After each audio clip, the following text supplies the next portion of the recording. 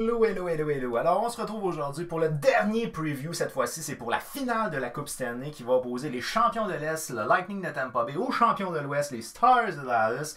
D'entrée de jeu, permettez-moi de vous dire que, 1. J'ai le t-shirt des Stars, j'ai pas celui du Lightning, mais si je porte mon t-shirt Hockey is for Everyone en ce moment, c'est parce que je sais pas vraiment. Au moment où je suis en train de tourner, je sais toujours pas qui je vais dire comme prédiction.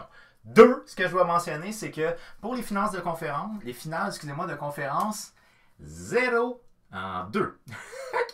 J'espère que vos prévisions à vous autres ont été un petit peu meilleures que les miennes, parce que franchement, j'ai pas honné pour les finales de conférence. J'avais dit de ce côté-ci, je croyais comme plus ou moins, mais je me disais le jeu défensif des Islanders va probablement avoir le dessus sur le jeu offensif du Lightning de Tampa Bay. Puis je vous avoue qu'à ce niveau-là, j'ai été quand même agréablement surpris de voir que le Lightning a été capable de surpasser cet aspect-là. Puis, c'est ça. Du côté des Stars, franchement, toutes mes félicitations. Je pense qu'ils ont connu une très très bonne série. Puis, depuis le début des playoffs, en fait, je suis assez étonné de la profondeur des Stars de Dallas. Parce que moi, je voyais les Stars comme une équipe de première ligne et c'est tout. Puis après ça, tu sais, des restants. Mais honnêtement, c'est une équipe qui joue quand même serré puis qui bloque surtout beaucoup de tirs. Fait que c'est peut-être plus une équipe de grinder versus une équipe de talent. Mais tu sais, je veux dire, les Stars ont fait face dans ces séries-là à l'Avalanche du Colorado, qui est une équipe très talentueuse, très offensive, puis ils ont réussi à avoir le dessus sur eux. Et de l'autre côté, le Lightning a fait face aux Islanders, qui a été quand même une équipe qui était très resserrée, qui bloquait aussi beaucoup de tirs. Fait que tu sais, je pense que les Islanders ont peut-être un peu moins de talent que les Stars de Dallas Lyon, mais tu sais, c'est quand même un style de jeu qui est assez similaire au niveau défensif.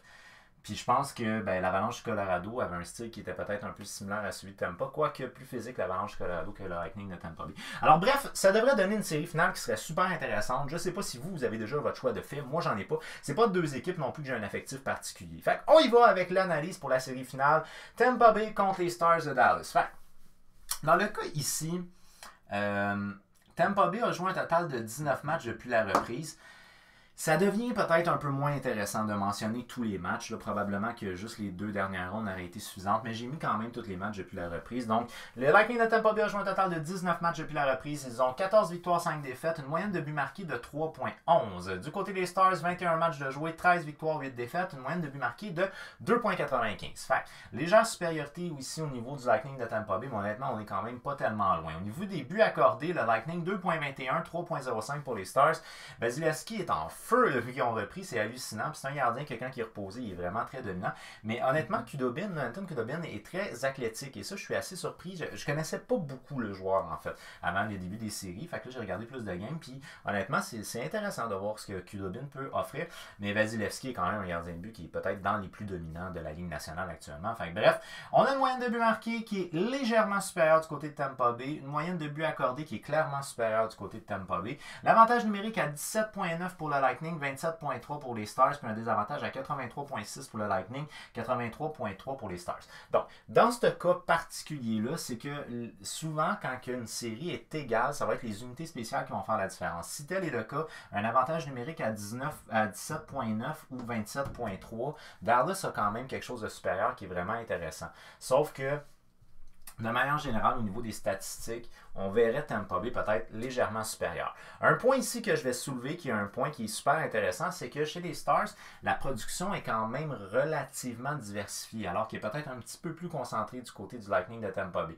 Depuis le début des séries éliminatoires, honnêtement, Brandon Point a des séries hors pair. Kucherov, ça va très bien aussi. Du côté des Stars, c'est Escanen qui a vraiment des séries exceptionnelles. C'est un défenseur, si vous ne connaissez pas d'ailleurs, là, ou vous le connaissez peu, c'est un défenseur qui est mobile, intelligent, puis il est jeune en plus de ça. Ça, c'est quelque chose d'hyper intéressant avec les Stars de Dallas. D'ailleurs, je vais le mentionner vite, mais c'est de voir comment est-ce qu'on réussit à avoir une espèce de symbiose avec à la fois des vétérans puis des jeunes joueurs. Parce que si je regarde, là, comme par exemple, Gurianov, il est âgé de 23 ans.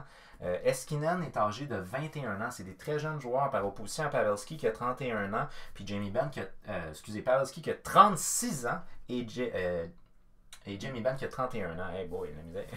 Ben 31, Pavelski 36. OK? Donc, tu sais, c'est des joueurs qui sont des joueurs jeunes, mais qui jouent avec des joueurs qui ont du leadership et qui sont vétérans. Klingberg a 28 ans. Fait que bref, je trouve que c'est une symbiose intéressante du côté des Stars. Une belle relève qui s'en vient d'ailleurs du côté des Stars. De l'autre côté, ben, du côté du Lightning de Tampa Bay, les meilleurs sont les meilleurs. Puis ça aussi, c'est quelque chose qui est vraiment très intéressant pour l'organisation. C'est sûr que là, si Stamkos revient, ça va peut-être aider l'organisation. Mais bon. Kucherov, depuis le début des séries éliminatoires, il a 19 matchs, 6 buts, 20 assists, 26 points, des séries exceptionnelles pour Kucherov, mais Brandon Point aussi en 17 matchs, 9 buts, 16 assists pour 25 points, et finalement Andrej Palat en 19 matchs, il a 8 buts, 5 passes et 13 points. Alors on voit qu'on a 26-25, c'est que la production est peut-être moins diversifiée. Par opposition aux Stars, le meilleur pointeur c'est Esquinan, on va commencer ici avec les attaquants. Jamie Benn en 21 matchs, il a 8 buts, 10 passes, 18 points. Je pense que c'est Maxime Grianov en 21 matchs, il a 9 buts, 8 passes, 17 points. Joe Pavelski en 21 matchs, 9 buts, 5 passes, 14 points. 18-14, donc c'est plus serré. T'as Esquinan qui lui est à part. Esquinan, c'est le meilleur défenseur depuis le début des playoffs. Fait que c'est le meilleur qui va se présenter dans les deux organisations. Miro Esquinan, en 21 matchs, il a 5 buts, 17 passes, 22 points. Il provoque beaucoup de choses. Et Klingberg, en 20 matchs, il a 3 buts, 13 passes pour 16 points. Il est plus loin, mais il reste quand même supérieur à Victor Hedman.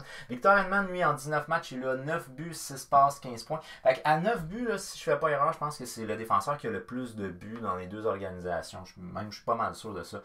Victor Hedman, c'est étrange quand même de la part d'un défenseur qui a plus de buts que de passes, mais il contribue beaucoup à la production.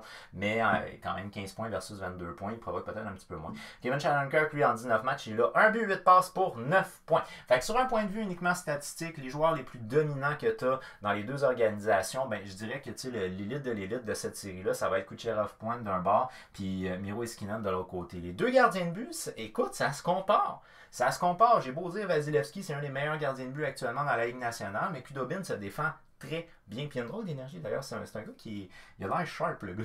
En tout cas, donc, Vasilevski, lui, depuis le début des séries éliminatoires, il a les 19 matchs de Tampa Bay, c'est lui qui les a gardés.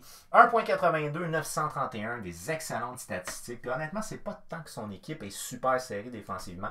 Il est juste vraiment bon. Alors, je dis pas qu'ils ont des très grosses faiblesses défensivement, ils s'en sortent très bien, c'est pas ça la question. Sauf que vraiment, il est en feu depuis le début des séries éliminatoires. De l'autre côté, Anton Khudobin, lui, en 19 matchs, il a 2.62, 920. C'est quand même très bon. C'est vraiment très bon. McElhinney pour le Lightning n'a juste pas gardé les buts depuis le début des séries éliminatoires. Et de l'autre côté, on a deux gardiens, là, je me souviens plus de l'autre. Il y en a un qui a fait un match 17 minutes. En tout cas, Ben Bishop, lui, en 3 matchs, 5.43, 844. C'est pathétique. Donc, l'avantage ici pour les gardiens de but, je le donnerais à Tampa Bay. C'est un avantage quand même, on passe de 920 à 931. À 920, t'es pas à plaindre, là, mais je le donnerais à Tampa Bay. Blocage de tir, je le donne aux Stars par contre, parce qu'ils sont vraiment exceptionnels là-dessus. Les meilleurs joueurs sont peut-être du côté du Lightning de Tampa Bay, mais je pense qu'il y a une symbiose hyper intéressante avec les Stars. Puis comme je vous dis, c'est de voir la profondeur. Je veux dire, toutes les lignes produisent.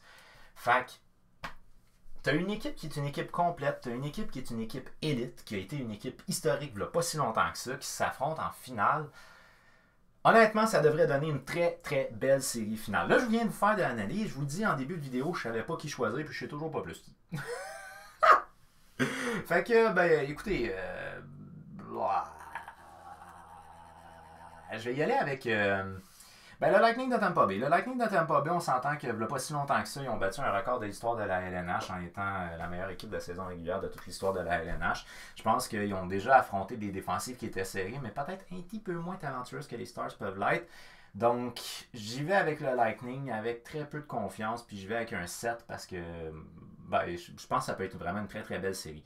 Fait que voilà pour ce qui est de ma prédiction, mais je vous rappelle que j'ai été 0-2 pour les finales de conférence, fait que prenez pas ça pour vos pouces s'il vous plaît. Alors, quelle est votre opinion à vous, d'après vous, qui devrait gagner? Est-ce que c'est le Lightning? Est-ce que c'est les Stars? Est-ce que vous avez quelque chose qui vous a marqué chez une des deux équipes depuis le début des séries? Faites-le moi savoir au travers des commentaires. On n'oublie pas, on fait un j'aime à la vidéo si vous l'avez aimé. On la partage pour jaser de hockey avec le plus de monde possible. Également, vous pouvez me rejoindre soit sur TikTok, Twitter ou Instagram, toujours sous le nom de HockeyFan514, HockeyFan 514, ou utiliser le hashtag HF514. Vous pouvez me retrouver sur toutes les plateformes. Et voilà, c'est ça. On s'abonne à la chaîne YouTube, on active la petite cloche pour savoir quand je mets des vidéos en ligne. Puis on se revoit quand même prochainement parce que j'ai du contenu qui m'a été proposé par des followers que j'ai sur TikTok. Bientôt 1000 followers sur TikTok d'ailleurs. Donc si jamais vous êtes déjà sur TikTok puis que vous me suivez pas, ben venez me suivre. On va peut-être atteindre le 1000. Puis à partir de 1000, je peux faire des lives. Mon téléphone surchauffe juste à faire des TikTok. Je doute que je fasse beaucoup de lives. Mais bon, sait-on jamais. Alors c'est ça. Donc merci beaucoup et on active la petite cloche parce que je vais remettre des vidéos en ligne prochainement, des propositions qui m'ont été faites par des utilisateurs sur TikTok. Alors sur ce, merci d'avoir pris le temps de regarder ma vidéo. On se revoit très prochainement. Prenez soin de vous. Bonne série finale, guys.